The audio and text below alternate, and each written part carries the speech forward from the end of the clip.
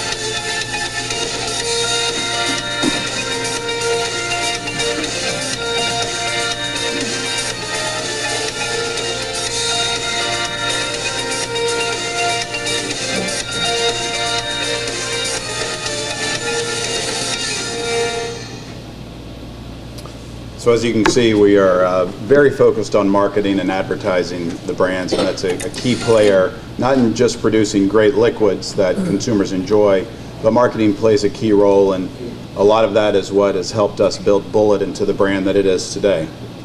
Back to North America and Diageo, we have 27 site locations in North America. Currently we have over 2,600 employees. We have some 30,000 employees around the globe. But we're excited that this new site in Lebanon will be joining that, and that those employees will be joining those 2,600 that we have here in the United States. These employees will join other talented Diageo employees in North America, many of whom have spent a great deal of their careers with us. In fact, Diageo is regularly included in a number of top places to work awards from various magazines, because we work hard to find and keep and grow the best employees. And more than just being a good employer, we aim to be a valuable corporate partner in the communities where we work. Diageo has offices and facilities in more than 24 communities around the U.S., and our employees at these sites take on service projects throughout the year, from Habitat to Humanity, cleaning up beaches, and working at local soup kitchens. Those are often projects that are suggested and organized by employees who feel passionate about a particular cause or about a particular interest in their community. We also help communities where we don't have employees when disaster strikes. In 2001, we formed the Diageo Spirit of America's Fund, and we've provided disaster relief to communities not just in the United States, but around the globe in their hour of need. Diageo employees have accompanied relief supplies to each crisis zone and have helped distribute aid every step of the way. Diageo has supported hurricane relief, flooding, relief from fires. In fact, closer here to home, in 2012, Diageo donated nearly 40,000 bottles of water in March of 2012 to assist relief efforts in West Liberty and towns in Menifee and Martin counties in Kentucky when they were struck on consecutive days by an F3 tornado followed by a snowstorm. So we've been proud to be a part of a community and providing support in those times when we can. Another area that we feel strongly about is encouraging people to consume our products responsibly. We are very serious about encouraging adults of legal drinking age who choose to drink to do so responsibly. This is why Diageo is a leader in responsible drinking, and it's why we adhere to a stringent marketing code. We only want the business of consumers who are of legal drinking age, and we only advertise our brands in magazines and publications that have an adult readership of 72%. We also require that 20% of all of our broadcast advertising in North America be dedicated to responsible drinking messages. We have a policy of zero tolerance for underage drinking, and we work closely with outside organizations to ensure that our products are not going into the hands of those who should not be drinking. I've got one final video that highlights the purpose of Diageo's mission. What we're about is celebration. I think our brands have given consumers some of the best memories of their lives. Living each moment to the fullest and celebrating life as a journey in these moments. It's much broader than a drink in hand. For me, it's around the role that we play in society. It's about giving back as well, helping other people, building their skills, empowering women. I really can see the inclusion, diversity in. It's the why we come to work. It's why we're here. Making sure that you do the best that you can do, but you have fun at the same time. I think there's real heart and soul. I think that comes through actually in the way that we choose to celebrate life every day, everywhere. It's a really great opportunity to just celebrate what people have done. I hope that gives you a little more perspective on the kind of people who work here, the kind of company we are, and the kind of neighbor we look forward to be in Marion County. Now let me hand it over to Tom, who will talk more specifically about the project here in Lebanon.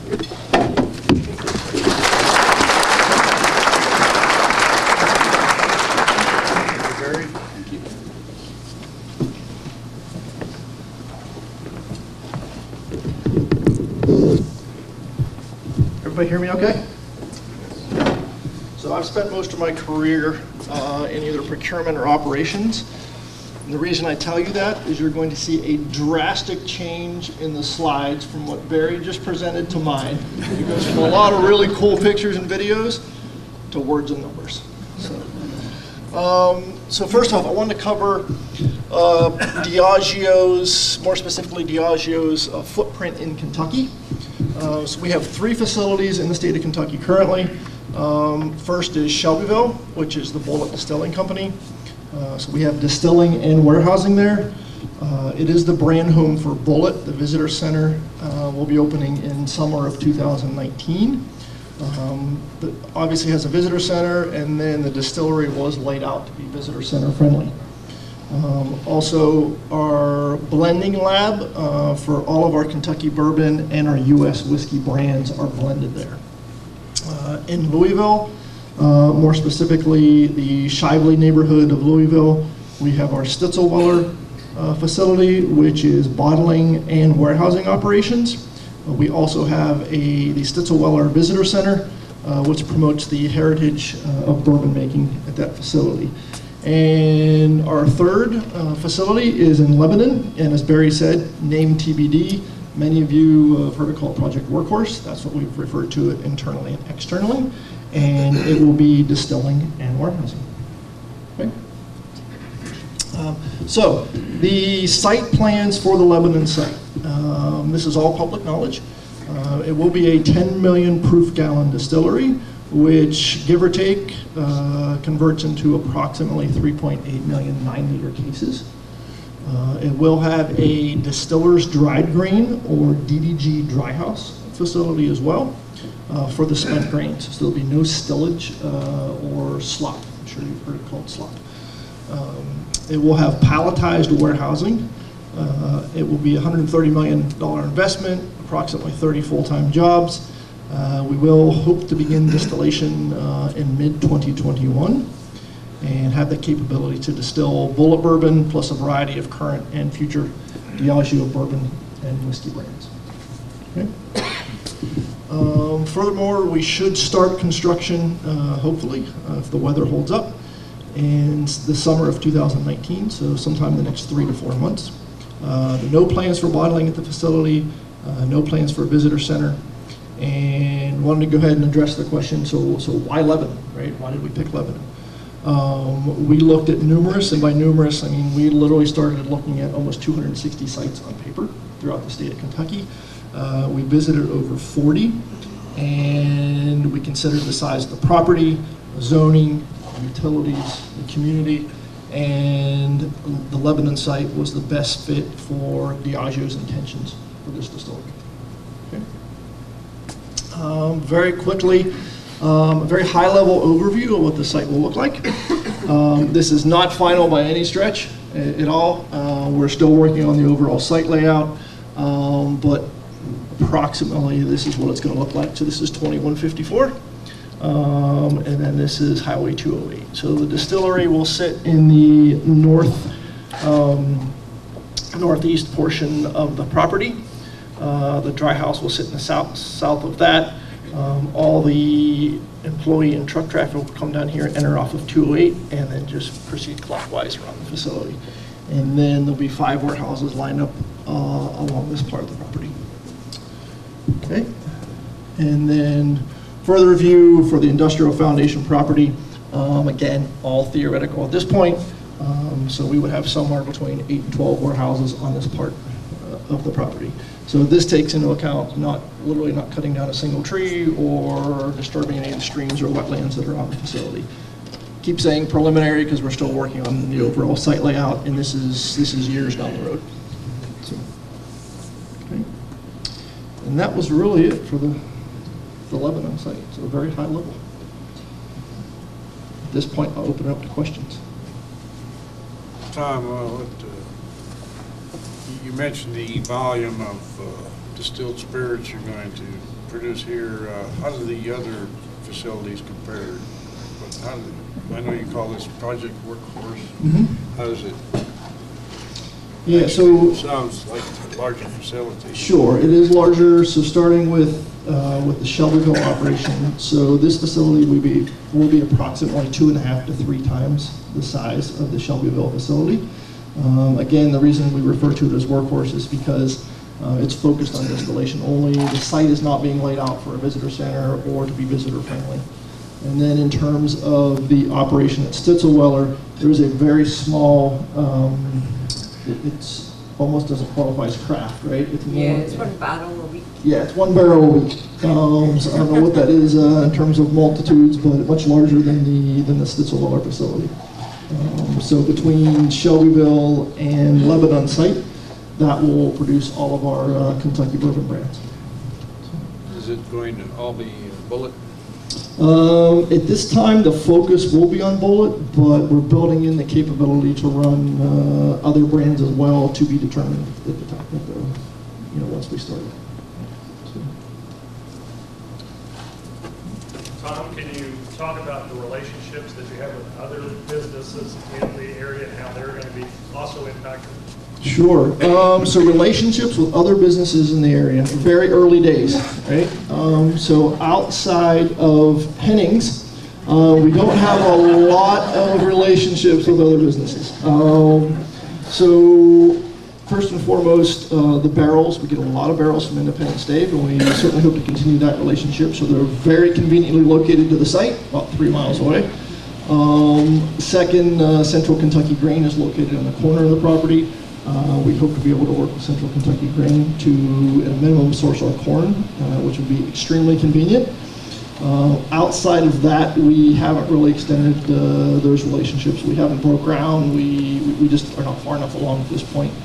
I will go ahead and touch on this subject.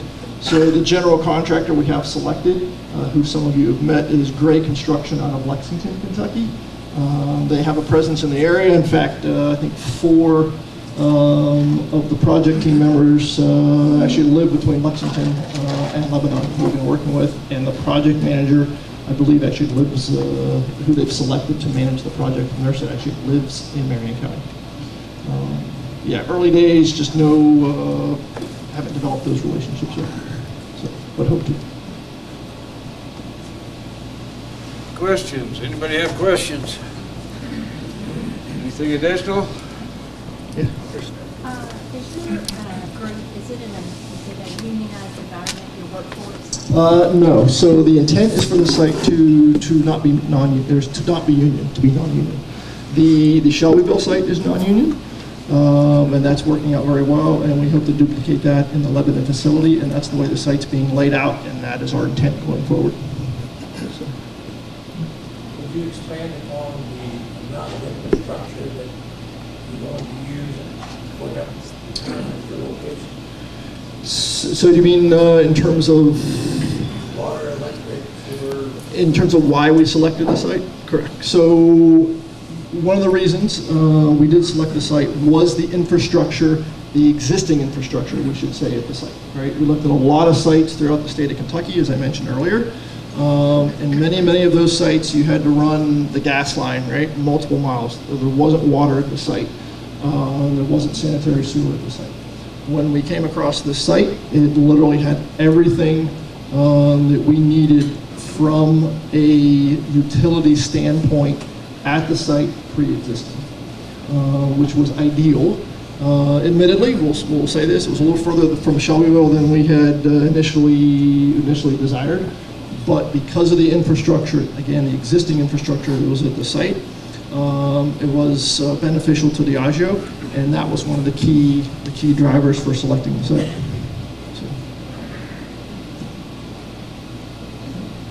Will you be transferring any of your skill set from other facilities here, or are you starting brand new here with hiring your crew? So you're talking employees from other sites? So the way the process works within Diageo is we call it posting roles. So we will post those roles starting probably mid 2020 to the fall of 2020. So we will post them. All of our roles are posted on Brass Ring. Yeah, so it's on Brass Ring. And they're also posted on the Diageo website. The Diageo, yeah. So if you get on the Diageo, www.diageo.com, and look up careers for North America, all those roles are posted on there. So if there's interest in roles, once I would say wait until early 2020. Get on the website, you can sign up for it. It'll automatically send you emails of open roles every day. And even internal employees have to apply through that website. So that's how we encourage everyone to attend. It's very, very early days. There'll be 1 or 2 full-time Diageo employees at the site at all times. And then we'll start hiring the operational personnel once we get closer to completion. So that, to answer your question, that hasn't been decided yet. I mean, there will be, I'm sure, internal employees who will apply for roles, but there's no predefined, we're going to take this many people. That's not defined. Yeah. So. Speaking of utilities, when I first met Tom, we decided we'd meet out at the site, but we couldn't find a parking place because they were putting in a gas line there that they needed. So yeah, just it was a sign. It worked out fine. Very much so. Are there any other questions? Anybody else have any comments? George, you always got something to say. No, you're fine.